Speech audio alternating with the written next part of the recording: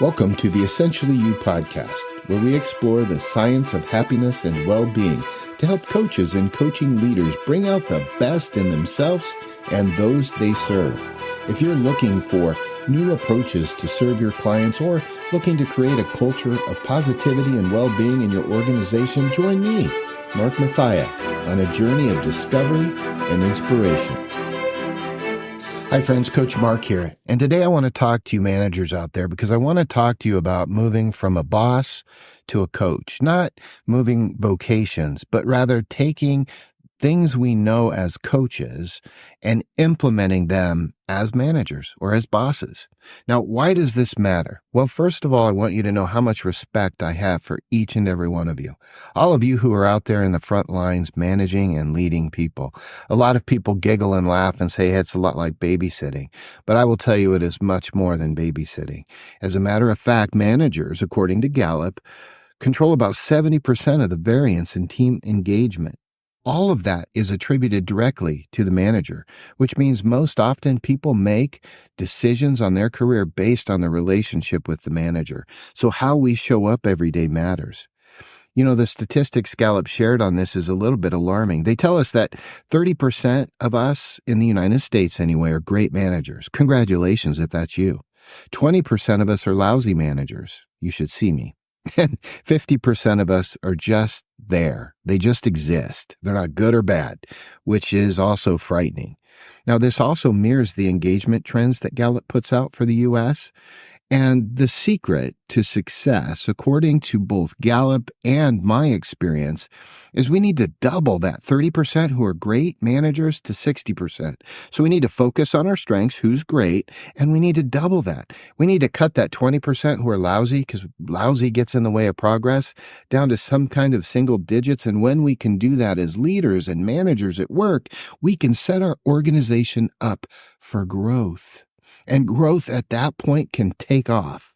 So you need to understand that managers influence every level of the organization and deal directly with the client. So if we don't have intentional efforts to make our people leaders better, then we're missing the mark. Okay, for managers, let's get into some mindset things I think you need to know. First of all, you need to understand the value of people. Each of your team members are filled with talent and strengths, and you need to see that. Why? Because they deserve your trust. And if you can't trust them, you better be clear on what you need to teach them and teach them fast so that you can. And that's core to the relationship if you want to be a coaching leader. The other thing I think is important is that we need to make sure that their job and roles are tied to the mission, because anyone I've ever coached wants to know this: that their work matters, that my work matters. And if you as a manager can't tie their job and their duties to the overall mission, you need to work harder, because ultimately that's what needs to happen to move from this boss to coach. You need to all be rowing in the same direction. Now, another thing when it comes to delegation, look, I know it. It's faster if you do the work. Get it. It is. But teaching others how to win and win big time doubles your chance at success in the future. As a matter of fact, if you can empower and equip people to do the job without you physically doing it, it doesn't make you any less valuable. It makes your experience and the people around you even more valuable. When the tide comes in, all ships rise, and you need to be able to give that information out. As a matter of fact, my last point on mindset is this: be a river, not a dam of information.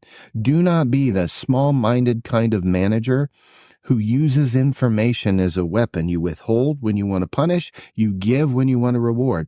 All information should be available to everybody so that they can be best prepared to do their job. Now, here's what I'd also say is that personalization matters. As a manager, you need to know everything about, you can't actually know everything about your team, but you need to know everything about their talents and their strengths. And if you have a culture that is rooted in strengths, then you'll have a specific language that you can use. While you can't know everything about everybody, when you know what they look like, their pattern of high performance, when they show up at their best and you recognize that, you will start to increase trust again. And that's the fastest way for everyone involved to experience excellence in their career. And that's really why we want to move from a boss or manager to coach. So how do we measure progress? A couple different ways. We need to listen every day and learn. That should be one of your top priorities. One-on-one, skip levels. And I'm not talking hours. I'm talking 5-minute check-ins, right? We'll get to a little breakdown of those and some great advice Gallup will give us. You need to talk to your peers who are winning at work. So if you're part of the whatever percent it was that are just kind of there existing, talk to the ones who are winning. Find the managers whose team are excelling and ask them how they're doing it. Learn from each other. Start to share information. You could sign up for coaching. As a manager who wants to be a better manager and leader, coaching is instrumental in helping you get there. And if you don't have internal coaches like we do at Signature Performance, you have just external, then I would say invest in it, hire it. You will never, ever not get an ROI, a return on investment, for your investment in coaching and your own personal development. So sign up for coaching. And finally, take surveys. Surveys are great. They shouldn't be the only time you communicate, but they can give you an unbiased impression of what's really going on. So I do recommend surveying. Okay, now, Gallup gave us these 5 patterns in the book, It's the Manager, about moving from boss to coach. I just want to share them real quick. These are the 5 kind of meetings that you need to employ in order to have a successful transition from boss to coach.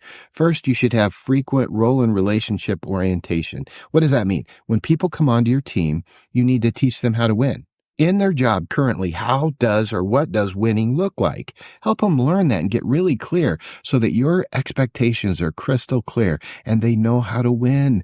Most struggle happens when people don't know how to win and they flounder.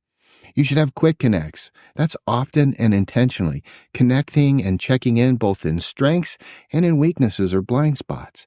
But those should be less than 5 minutes, but just check in and see how they're doing.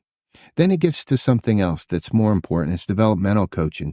And that's when you use, frequent opportunities to check in, maybe 10 to 30 minutes, and figure out how things are going. How are you using your strengths and what's getting in the way of progress? How are specific assignments doing? Get that level and help them grow. And then finally, at the end of the year, we have the progress reviews or the annual reviews. Now, annual reviews get a bad rap because we don't do the other kind of connections. We don't do the work. We're just like ignore people until the end of the year, and then we have this big performance conversation. That will never work. But performance review, progress reviews will help you continue to tie their role to the vision to where you want to grow, and keep everybody aligned. And so they're really easy if you're doing the other work and you're having the role and relationship talks, the quick connects, the check-ins, and the developmental coachings. That all works out to make those progress reviews actually fun at the end of the year. Okay, 5 traits now of coaching leaders you should know. Okay, first, you have to be able to motivate them. We need to inspire our teams to do exceptional work. And that doesn't mean you need to be a rah-rah person. It means you need to be clear. If people don't understand you, they're never going to know how to win. And if they don't know how to win, they're never going to perform to your expectations or the organizational expectation. Bosses, managers, coaches, that's on you. So we need to be able to motivate people. And I would say the fundamental aspect of motivation is consistency.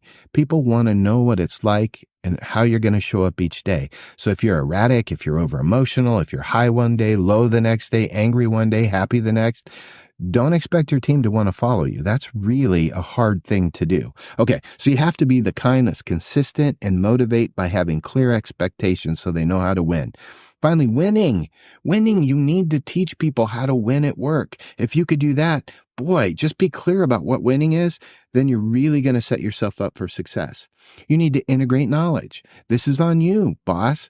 If you learn something, you need to be able to put it into practice. Don't be those kind of people who could read a book, almost memorize it, and tell it back to somebody, but you have no idea how to execute on the ideas that you learned. Integration is the secret sauce of great leadership. And then collaboration, which is building relationships and creating bonds of trust, deepening those with your peers, with your team, and with your bosses. And finally, thinking. You need to take time to think. You can't be inspired solely in the shower when you finally slow down to think.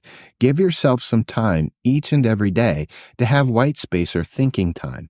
Your thinking time will help your analytical approach and your decision-making process get stronger over time. Friends, these are just some ways that you can actually take what we know to work in coaching and apply it to your leadership.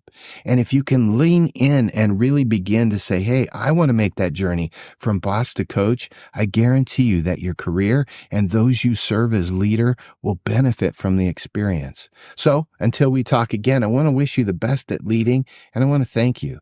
Your job really matters. You make an impact. Each and every day, you're changing lives. So let's get at it. Let's lead well.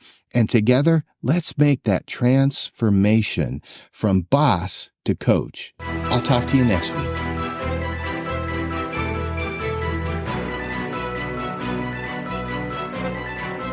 And now it's your turn to get out there and thrive in life. If you've liked what you've learned, would you consider subscribing to this podcast and leaving a review? I'd really appreciate it.